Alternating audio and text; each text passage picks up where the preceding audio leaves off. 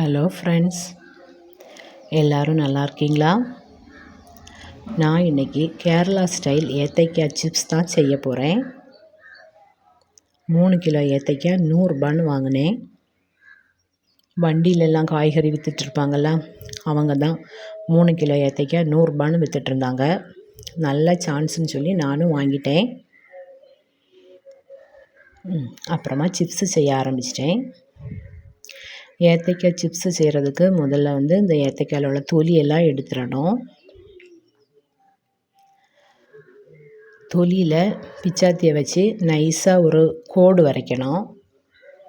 ஏத்தைக்காயில் பற்றக்கூடாது, தொலியில் மட்டும் படுற மாதிரி நைஸாக கோடு வரைச்சிட்டு அந்த பிச்சாத்தியை வச்சு தொலியை அப்படி நெம்பி எடுத்துடணும். ரொம்ப நாளாக சிப்ஸு போடணுன்னு நினச்சிட்டே இருந்தேன்.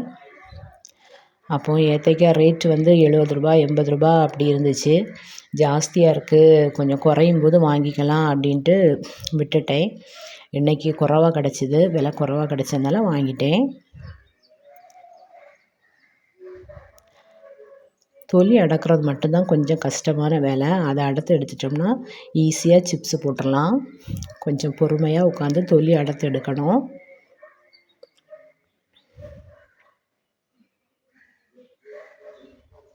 இந்த மாதிரி தொலி அடர்த்துட்டு ஏத்தைக்காயை ஒரு பாத்திரத்தில் எடுத்து வச்சுக்கலாம்.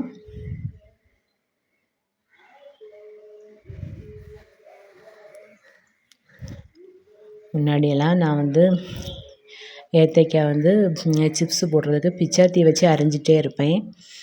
அது ரொம்ப கஷ்டமாக இருந்துச்சு. அதனால் இப்போ நான் அதை வெஜிடபிள் கட்டர் வாங்கி அதில் தான் சிப்ஸு போட்டுட்ருக்கேன். அது ரொம்ப ஈஸியாக இருக்குது. பிச்சாத்தி வச்சு வெட்டி எல்லாம் வச்சுட்டு நம்ம எண்ணெயில் போடும்போது ஒன்றோட ஒன்றா ஒட்டி பிடிச்சிரும். அப்புறம் அதை ஸ்பூன் வச்சு இலக்கி எடுக்கிறதே ஒரு பெரிய வேலையாக இருக்கும். அதனால தான் வெஜிடபிள் கட்டர் வாங்கினேன்.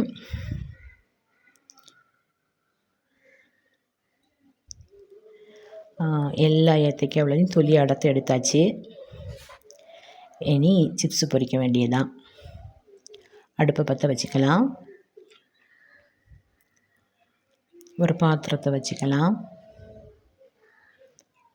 பாத்திரம் சூடானதும் தேங்காய் எண்ணெயில் தான் நான் சிப்ஸ் பொரிக்க போகிறேன். தேங்காய் எண்ணெயை பாத்திரத்தில் ஊற்றிக்கலாம்.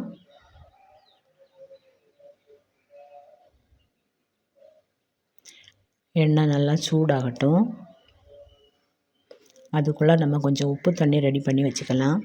ஒரு கிளாஸில் கொஞ்சம் உப்பு எடுத்துக்கணும், பொடி உப்பு. அதில் கொஞ்சம் தண்ணி சேர்த்து நல்லா கலக்கி வச்சுக்கலாம்.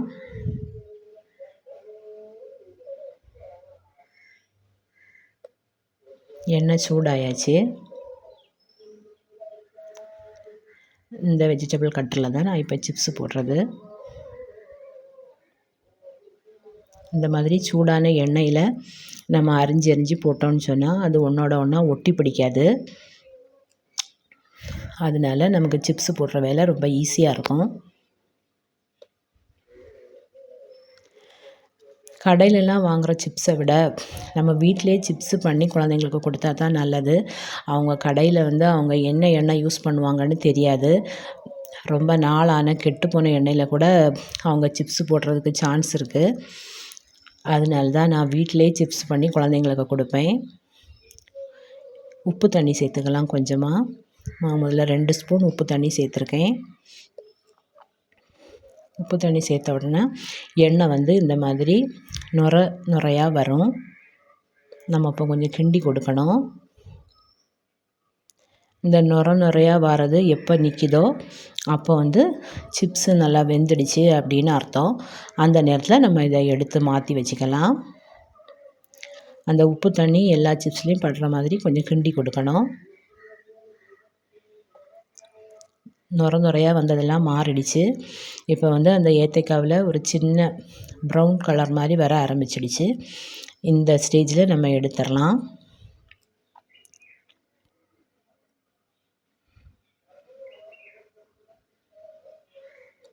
இதை விட ரொம்ப ப்ரௌன் ஆனாலும் கசந்த மாதிரி இருக்கும். இந்த ஸ்டேஜில் எடுத்தால் தான் கரெக்டாக இருக்கும் டேஸ்ட்டு.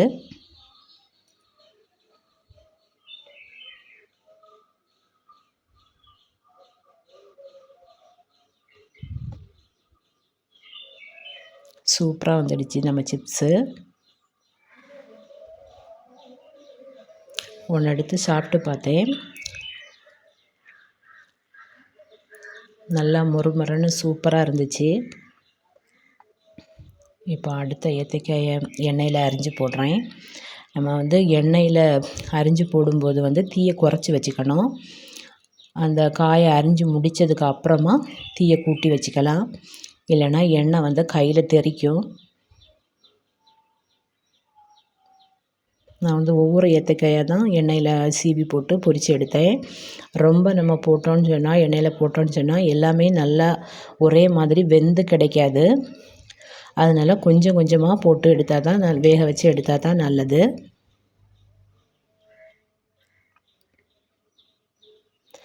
முதல் தடவை நான் 2 ஸ்பூன் எண்ணெய் உப்பு தண்ணி ஊற்றினேன். அது வந்து கொஞ்சம் உப்பு ஜாஸ்தியாக இருந்த மாதிரி இருந்துச்சு.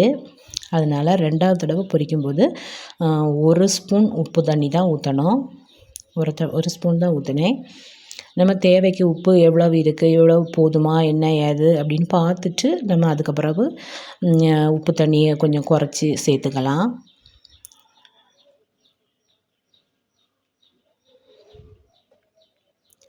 முதல்ல பொரிச்சதை வேற ஒரு பாத்திரத்தில் ஒரு டப்பாவில் மாற்றி வச்சுக்கலாம்.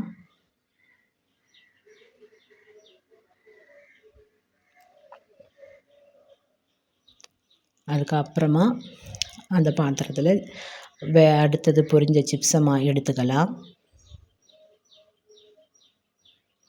இவ்வளோதாங்க, ரொம்ப ஈஸி தான் சிப்ஸு பண்ணுறது. நீங்களும் இதை மாதிரி சிப்ஸு வீட்டிலே செஞ்சு பாருங்கள். எப்படி இருந்துச்சுன்னு கமெண்டில் சொல்லுங்கள். சிப்ஸ் யாருக்கெல்லாம் பிடிக்கும்னு கமெண்டில் சொல்லுங்கள்.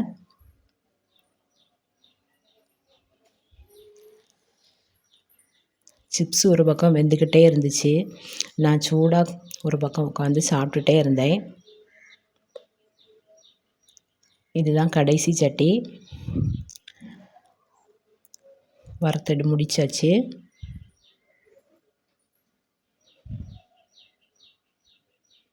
ரூ.100க்கு இவ்வளவு சிப்ஸு கிடச்சிது. ஒரு வாரத்துக்கு குழந்தைங்களுக்கு ஸ்நாக்ஸு கடையிலேருந்து வாங்க வேண்டாம். என்னோடய சேனல் உங்களுக்கு பிடிச்சிருந்துன்னா லைக் பண்ணுங்கள், சப்ஸ்கிரைப் பண்ணுங்கள், சப்போர்ட் பண்ணுங்கள், கமெண்ட் பண்ணுங்கள். ஓகே, பாய், தேங்க்யூ.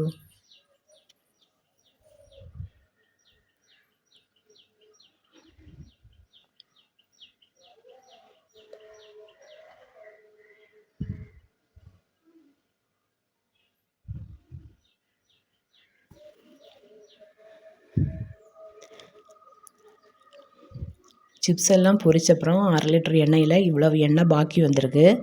இந்த எண்ணெயை வந்து சமையலில் தாளிக்கிறதுக்காக நான் யூஸ் பண்ணிப்பேன்.